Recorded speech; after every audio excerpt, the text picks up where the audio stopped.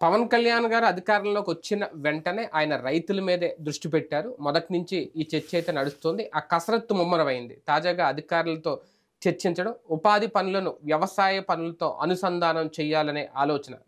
ఆ సాధ్యాసాధ్యాల మీద అయితే గతంలో అటు జగన్మోహన్ రెడ్డి గారు గాని, తర్వాత అంతకుముందు చంద్రబాబు నాయుడు గారు గాని ప్రయత్నాలు చేసే చేతులెత్తేశారు అనేది. ఈయన మాత్రం ఖచ్చితంగా అది వర్కౌట్ చేయాలనుకుంటున్నారు. చేసి చూపించాలి అని అనుకుంటున్నారు. జరిగితే మంచిదే. జరుగుద్దా లేదా అనే దాని మీదే మరొకసారి అధికారుల నిర్ణయాలు తీసుకోవడం, వాళ్ళతో చర్చించడం. తీవ్ర కసరత్తు, గట్టి పట్టుదల, నిర్ణయంతో అయితే పవన్ కళ్యాణ్ గారు ఉన్నట్టే కనిపిస్తుంది. సాధించి తీరతారా? సాధించే విషయంలో ఎటువంటి ఇబ్బందులు ఎదుర్కోవాల్సి వస్తుంది? ఇదే అంశం మీద చర్చించే ప్రయత్నం చేద్దాం. సార్, మామూలుగా మొన్న కూడా మనం దీని గురించి అనుకున్నాం. ఉపాధి హామీ పనులు అనేవి వాస్తవానికి రోజుకి 2 గంటలు రూ. 220, అది కూడా 100 రోజులు మాత్రమే పనులుంటాయి అనేది దాని స్ట్రక్చర్. కానీ వ్యవసాయ పనులు వచ్చేసరికి కంప్లీట్ డిఫరెన్స్. కాకపోతే పవన్ కళ్యాణ్ గారు నిన్న అధికారులతో మాట్లాడి చర్చించింది ఏంటి అంటే, రైతులు చాలా వరకు రిలీఫ్ అయిపోతారు.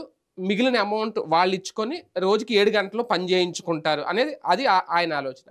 ఈ కసరత్తు ఇంతకుముందు బాబు గారు చేశారట, జగన్మోహన్ రెడ్డి గారు కూడా ట్రై చేసి వదిలేశారు. మా వల్ల కావట్లేదు అనేది. అంతకు మించి పవన్ కళ్యాణ్ గారు ఇందులో ఏం సాధించాలి? అది ఎలా వర్కౌట్ చేసి చూపిస్తారు అంటే ఏముంది? అమలు చేస్తే హ్యాట్స్ ఆఫ్ చెప్పచ్చు ఆయనకి, అవును. సాధ్యం చేస్తే. అంటే పెద్ద కసరత్తు. ఎందుకంటే మొన్ననే మనం మాట్లాడుకున్నాం దాని మీద వివరంగా. దీంట్లో ఓటు బ్యాంక్ రాజకీయం ముడిపడి ఉంది. ఎందుకని దశాబ్దాల తరబడి తెలియదా పార్టీలకి అనుసంధానం చేయాలని? ఎందుకు చేయలేదు? ఇది చేస్తే రైతుకి బోల్డ్ అంత ఖర్చు తగ్గిపోద్ది. అవును. కానీ మన రాష్ట్రంలోనే ఆలోచించుకుంటే రైతులు ఎంతమంది, రైతు కూలీలు ఎంతమంది? రైతులు 20 మంది ఉంటే రైతు కూలీలు 80 మంది ఉంటారు ప్రతి చోట కూడా. 80 ఓట్లు వీళ్ళవి ఉన్నాయి, 20 ఓట్లు వాళ్ళవి ఉన్నాయి. వాస్తవంగా పవన్ కళ్యాణ్ గారి ఉద్దేశం చాలా మంచిది.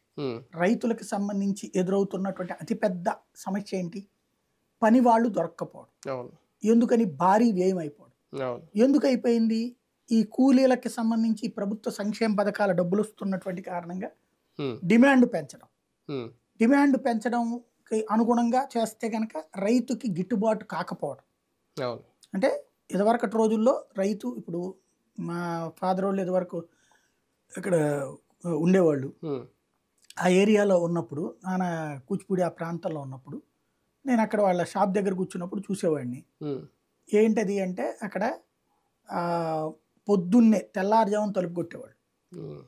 30 రూపాయలు వాళ్ళకి రోజు కూలి. పొద్దున్నే లేడీస్ వెళ్తే 30 రూపాయలు రోజు కూలి ఇస్తారు.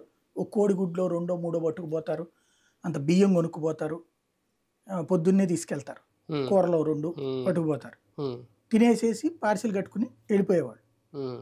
30 రూపాయలు అప్పుడు నేను చూసా. లేడీస్కి 30 రూపాయలు, జెంట్స్కి 50 రూపాయలు రోజు కూలి. ఆ తర్వాతన 50 చూసా, 100 చూసా, 200 చూసా. ఇప్పుడు దాదాపు నేను మొన్న మధ్యన పల్లెల్లో కనుక్కుంటుంటే 300 రూపాయల దాకా మినిమం. అది మనుషులు దొరికే ఏరియాల్లో. దొరకని ఏరియాల్లో అయితే కనుక 500 700 రూపాయలు అయినా దొరకట్లా చాలా చోట్ల. ఎందుకు అంటే వీళ్ళు చాలామంది ఏం చేస్తున్నారంటే, వ్యవసాయం అన్నటువంటిది ఏడాది పొడుగున పని ఉండట్ల కదా. ఏడాది పొడుగున పని ఉండనప్పుడు దీన్ని నమ్ముకుని ఒక 3 నెలలు తిని 9 నెలల ఖాళీగా ఎందుకు ఉండాలి? అందుకే కదా ఈ కరువు పనులు పెట్టారు. అదే. కానీ ఇది ఎంత వస్తుంది? 200 రూపాయలు తింటారు. ఒక నెల ఏమో కడుపు నిండా పంచపక్ష పరమాణాలు తినమని చెప్పి, ఇంకో నెల పచ్చడి మెతుకులు తినమంటే ఎందుకు? ఇదివరకటి రోజుల్లో ఇక గతిలేపు, అదేదో అంటారు కదా సామెత,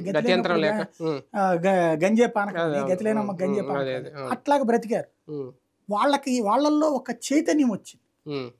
కష్టపడే సత్తు మనకుంది, ఇక్కడే ఉండాలని రూలే ఉంది. దీంతో పనులకి ఎక్కడ ఉంటే అక్కడ ఎక్కువ రేట్లు వచ్చే చోటకి వెళ్ళిపోతున్నారు. ఇది ఒక ఆస్పెక్ట్. అంటే పనులు ఉన్నప్పుడు వెళ్ళి రావడం.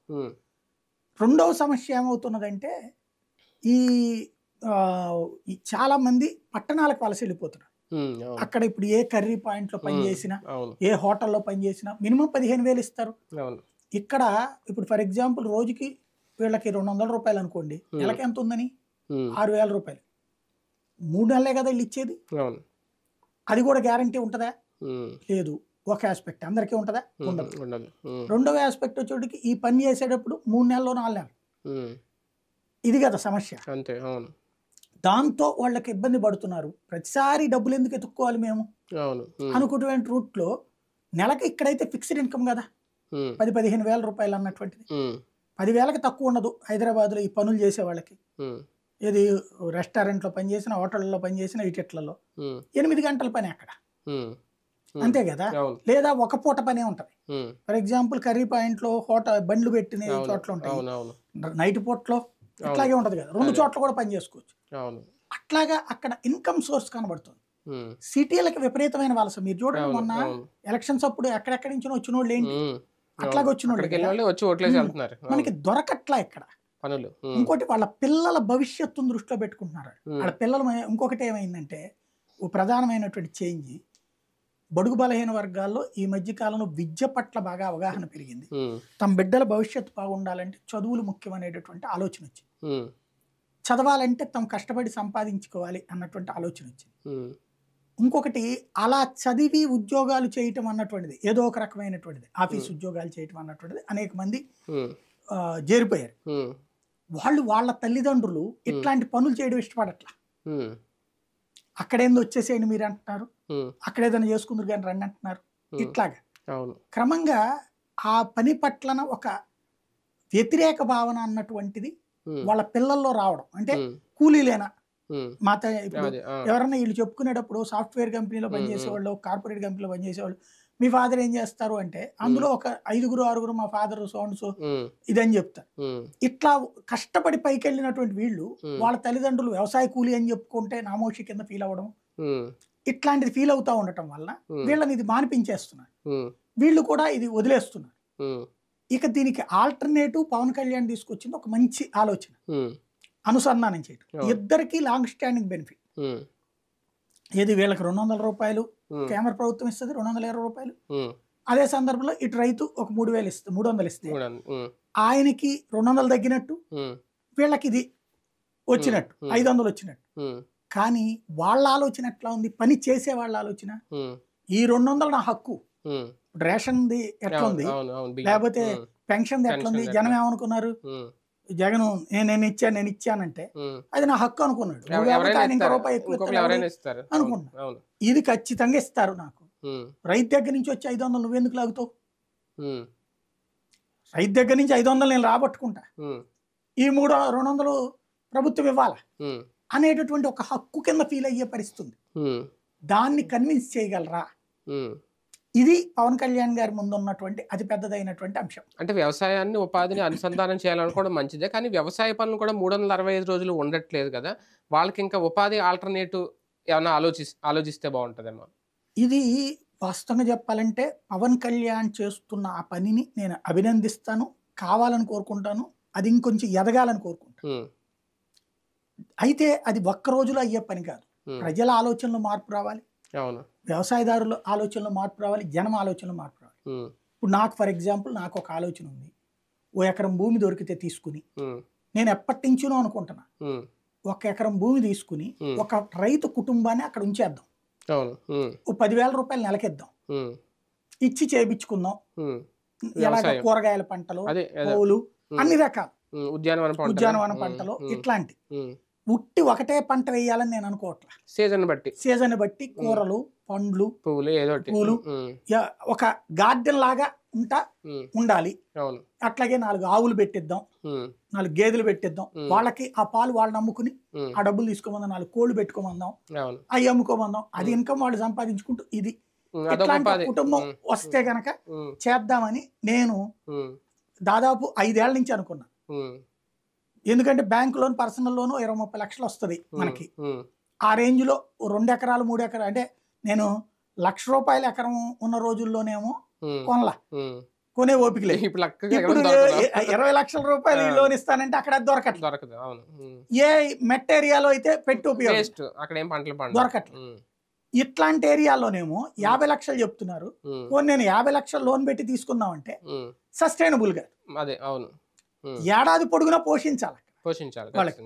అప్పుడు ఏడాది పొడుగునా వాళ్ళకు 1,20,000 ఇచ్చి నేను సస్టైన్ కాగలనంటే వీళ్ళు ఉండాలి, అక్కడ ఉండలేరు. ఇది ఓ పెద్ద చర్చ.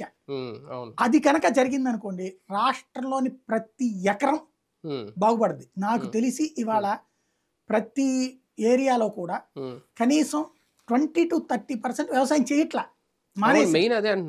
ఎందుకు మానేస్తున్నారు? ఈ కూలీలు ఇది దొరక్క కౌలుకి తీసుకుంటున్నారు. కౌలుకి తీసుకునే వాళ్ళు కౌలు ఇవ్వట్లేదు, ఇచ్చేటటువంటి చోట్ల ఇస్తున్నారు, ఇవ్వని చోట్ల ఎక్కువ ఉంటున్నాయి. అదేమన్నా మాకు ఆ నష్టం జరిగింది ఈ నష్టం జరిగింది అని చెప్తున్నారు. దీనివల్ల అసలు శాంతం వదిలేసి డ్రైగా అట్ట పడేసి ఉంచుతున్నారు. ఇది సక్సెస్ అయిందంటే అవన్నీ సక్సెస్ అవుతాయిగా. దానికి తోడు చాలా వరకు భూములు కాంక్రీట్ జంగిల్ గా మారిపోతున్నాయి. అంటే వ్యవసాయం చేసే అవకాశమే లేదు. అది పట్టణాలకు ఆనుకుని హైవేలకు ఆనుకుని ఉన్నాయని కాంక్రీట్ జంగిల్ అయిపోతున్నాయి. మిగతా పంటలు పండే ఏరియాలలో కూడా పండించడానికి మనుషులు దొరకట్లేదు. మెయిన్ అదే అంటున్నారు. మనుషులు దొరక్క ఖర్చు ఎక్కువయ్యి భారం అయ్యి వదిలేస్తున్నారు. ఈయన వ్యవసాయాన్ని లాభసాటిగా మార్చాలన్నది పవన్ కళ్యాణ్ గారి ఉద్దేశం. అందులో తొలి అడిగిది. అట్లాగే నాకు తెలిసి ఇవాళకి వాళ్ళ గనక ఓ సిస్టమ్ సెట్ రైట్ ఆయన చేయగలిగితే హైదరాబాద్ లో ఉన్నాడు ప్రతి ఒక్కడు ఇక్కడ తలకొక ఎకరం కొనుక్కాడు. ఇట్లాంటి దొరికితే కూలీలు ఈ టైపు వ్యవస్థ నడుస్తుంది అనుకుంటే తలకో ఎకరం 2 ఎకరాలు 4 ఎకరాలు కొనుబడేస్తారు. ఇప్పటిదాకా మనం ఏం చేస్తున్నారు? డబ్బులు సంపాదించుకునేటటువంటి వాళ్ళు ఎక్కడ పెట్టాలో తెలియక ఆ దిక్కుమాలిన దాన్ని ఏమంటారు బెట్టింగుల్లోనూ లేకపోతే షేర్ మార్కెట్లోనూ వాటిట్లో పెట్టి నష్టపోతున్నారు, లేకపోతే చిట్లు వేసుకుని ఇబ్బంది పడతా ఉన్నారు. ఒక ఫిక్స్డ్ రెవెన్యూ వస్తుందంటే ఎక్కువ కూడా ఆశించరు వాళ్ళు. నా పేరున ఒక పొలం ఉండి నేను వెళ్ళినప్పుడు కూర్చోవడం నా ఫ్యామిలీతో ఉండడానికి ఒక ప్లేస్ ఉందంటే ఇక్కడ భూములు కొనడానికి బోల్డ్ అంతమంది మనుషులు దొరుకుతారంటే. అలా మనుషులు దొరకాలంటే ఈయన చేసే ప్లాన్ ని సక్సెస్ఫుల్ గా అంగీకరించాలి పేదలు అంగీకరించి, రైతు కూలీలు రైతులు ఇద్దరు అంగీకరించి ఆచరణలోకి రావాలని నేను కనీసం గత 5-6 ఏళ్లలో మన సోషల్ మీడియా బిగిన్ అయ్యాక నుంచి ఎన్నోసార్లు చెప్తూ వచ్చి అనుసంధానం చేయండి అని. అది చేస్తున్నందుకు హ్యాట్స్ ఆఫ్ ఆయన. అమలు సక్సెస్ గా నడవాలని కోరుకుంటాను. అప్పుడు బోలెడంత మంది పొలాలు కొంటారు. దీంట్లో ఉపాధి భత్యం పెంచే ఆలోచన కూడా చేస్తే ఏమన్నా మంచిది. ఎందుకంటే ఇప్పుడు మా గోదావరి జిల్లాలో చూసుకుంటే ఇప్పుడు మనకు హైదరాబాద్లో అంటే పొలాలు చూడాలంటే ఎక్కడికి వెళ్ళాలి, వెళ్ళిన ఒకసారి కనబడవు. మాకు అలా కాదు, పొలాల మధ్యలోంచి రోడ్లు ఉంటాయి, అటు ఇటు పొలాలే, లోపల ఎక్కడో ఇల్లు ఉంటుంది, కొన్ని ఇల్లు ఉంటాయి. ఇప్పుడు అటు ఇటు ఉన్న పొలాలు కూడా బిల్డింగ్లుగా మారిపోతున్నాయి, అపార్ట్మెంట్లుగా మారిపోతున్నాయి. కారణం ఏంటంటే నెక్స్ట్ తరాలు కొడుకులు వీళ్ళెవరో వ్యవసాయం చేయట్లేదు, వాళ్ళు ఎక్కడికో వెళ్ళిపోవడం, ఉద్యోగాలు చేసుకోవడం, ఇవన్నీ. వాళ్ళని యువతని వ్యవసాయం వైపు ఆకర్షించాలన్నా ఈ ఉపాధి ఈ రెండు అనుసంధానం చేయడం మంచిదే. చేసిన దానికి తోడు వాళ్ళకి ఏమన్నా ఉపాధి భత్యం ఏమన్నా పెంచిన ఆకర్షితులు అవుతారా, ఆ తరహా నిర్ణయాలు అని తీసుకుంటే మంచిది. అంటే ఇక్కడ సమస్య అంటే ముందు అసలు వ్యవసాయం లేదు కొరత, అదే అంటున్నాను. దాని వల్లనే కాంక్రీట్ జంగిల్స్ గా మారుతాయి. అవును. రెండోది ఏంటంటే ఇదివరకు కుటుంబ తరహా వ్యవసాయం ఉండేది. 4 కుటుంబాలు అందరూ బంధువులే, ఊళ్ళో వారసత్వంగా చేసుకునేవారు. ఊళ్ళో అందరూ కలిసి ఎట్లా చేసుకుంటారంటే ఇవాళ మన నలుగురం కలిసి ఒక పొలంలో ఒకళ్ళ పొలం, రెండో రోజున ఇంకొకళ్ళ పొలం, కోతల నుండి అన్ని అట్లా చేసుకొచ్చేవారు. ఆ తర్వాత కాలంలో పాలేర్ల మీద డిపెండ్ అయ్యారు. ఆ తర్వాత కాలంలో రైతు కూలీల మీద డిపెండ్ అయ్యారు. తర్వాత వీళ్ళేమో వాళ్ళ పిల్లల్ని తీసుకెళ్లేసి పంపించేసారు. ఇప్పుడు కూడా అలాగా పట్టణాల్లో ఉన్న వాళ్ళకి వ్యవసాయం మీద ఈ మధ్య కాలంలో మోజు వచ్చింది, ఇష్టం చూపెడుతున్నారు. అందులో ఈ న్యాచురల్ ఫుడ్స్ కావాలన్న కోరిక వచ్చింది, ఎయిర్ కావాలన్నటువంటి ఫీలింగ్ వచ్చింది. ఇది మంచి టైం, పవన్ కళ్యాణ్ గారు ఇది మంచి టైం. కాకపోతే నేను చెప్పినట్టు రైతు కూలీలు అంగీకరించాలి, వాళ్ళు ఇక్కడ ఉండటానికి సిద్ధపడాలి. అలా సిద్ధపడాలంటే ఒకటి వాళ్ళకి అక్కడే ఇళ్ళు, ఈ ఆహారం ఏవైతే రేషన్ గేషన్ ఏమి ఉన్నాయో అవి అందిస్తా, ఏడాది పొడుగున పని ఉంటది అనేటటువంటి ఫీలింగ్ కల్పించాలి. అదే అంటున్నాను మెయిన్. అది కల్పించాలి అంటే నేను చెప్పినట్టు ఇదొక్క ఉట్టి వరి అంటే వరే, గోధుమ అంటే గోధుమే ఇట్లా కాకుండా ఈ ఉద్యానవన పంటలు మధ్యలో ఆరుతడి పంటలు, ఆల్టర్నేటివ్ పంటలు కొనసాగుతూ ఉండాలి. అది అన్ని చోట్ల కుదరదు, అన్ని ఏరియాలో కుదరదు. దానికి అనుగుణంగా ఒక రకంగా చెప్పాలంటే ఒక పెద్ద యజ్ఞం. ఆ యజ్ఞంలో తొలి అడుగు వేశారు. ఒక తటస్థుడుగా మనస్ఫూర్తిగా అంగీకరిస్తే అది కావాలని కోరుకుంటా. ఆయనకి ఆ చిత్తశుద్ధి ఉంది. బట్ అది ఆచరణలో వచ్చేటప్పటికి ఇప్పటిదాకా జగన్ ఎందుకు చేయలేదు, బాబాయ్ ఎందుకు చేయలేదు అంటే ప్రాబ్లం వల్ల నేను చెప్పినటువంటి ఓటు బ్యాంక్ రాజకీయం, రైతులకి మేలు చేసామనుకుంటే కూలీల ఓట్లు పోతాయి అన్నటువంటి ఉద్దేశం. ఈయన కన్విన్స్ చేయగలిగిన మనిషి కాబట్టి కన్విన్స్ చేయగలిగితే అద్భుతంగా ఉంటుంది. వాళ్ళు కూడా సహకరిస్తే ఇంకా అద్భుతంగా ఉంటుంది. రైట్, ఒక పెద్ద కసరత్తు, ఒక పెద్ద యజ్ఞమే మొదలు పెట్టారు పవన్ కళ్యాణ్ గారు. నిజంగా రైతులకు మేలు, రాష్ట్రానికి కూడా మేలు. కాకపోతే అది ఎంతవరకు సాధ్యం అవుతుందనే చూడాలి. సాధ్యం కావాలని కూడా ఆశిద్దాం.